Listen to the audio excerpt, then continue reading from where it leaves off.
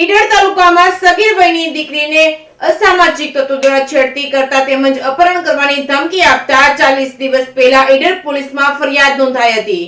સાબરકાંઠાના ઈડરનો બનાવ ઈડરના લઈ ગામે દીકરા દીકરીની છેડતી મામલો ઈડર તાલુકાના સગીર વયની દીકરીને અસામાજિક તત્વો દ્વારા છેડતી કરતા તેમજ અપહરણ કરવાની ધમકી આપતા 40 દિવસ પહેલા ઈડર પોલીસમાં ફરિયાદ નોંધાઈ હતી। 1 મહિનો થવા છતાં અસામાજિક તત્વો દ્વારા સગીર વયની દીકરીને તેમજ તેના ભાઈને ધમકાવી રહ્યા હોવાની લેખિતમાં જિલ્લા પોલીસ વડાને ફરિયાદ કરી હતી। ખાનગી સ્કૂલમાં અભ્યાસ કરતી વિદ્યાર્થીનીની પજવણી કરતા નોંધાઈ હતી ફરિયાદ। અસામાજિક તત્વોને તંત્રનો ડર નથી રહ્યો, અસામાજિક તત્વોને પકડવા તંત્ર નબળું પડ્યું। ઈડર પોલીસ સ્ટેશને ફરિયાદ થવા છતાં પણ અસામાજિક તત્વો ખુલ્લેઆમ ફરતા સ્કૂલમાં જતી છોકરીને તેના પર પરિવારજનોને અસામાજિક તત્વોનો ભય છે, છોકરીને ઉઠાવી જવાની ધમકી આપી હતી। ગુજરાત એસપીજી દ્વારા આપ્યું હતું આવેદનપત્ર। 3 આરોપીઓ સામે કાર્યવાહી કરવા પોલીસ તંત્રને રજૂઆત। આગામી સમયમાં મુજબના પગલાં ભરવા નિવેદન। પોલીસ તંત્ર પગલાં નહીં ભરે તો આવનારા સમયમાં ગાંધી ચિંધ્યા માર્ગે આંદોલનની એસપીજીના અધ્યક્ષ લાલજી પટેલની ચીમકી।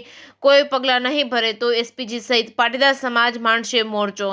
રિપોર્ટિંગ બાય અશોક નાઈ, સાબરકાંઠા। હિંમતનગર ખાતે અમે જે દીકરીને વારંવાર છેડતી કરે અને ધાધમકી આપતા ટોટલ 3 આરોપી છે, એમાં એક મુખ્ય આરોપી છે ને બાકીના 2 આરોપીને મદદ કરવાવાળા આરોપી છે।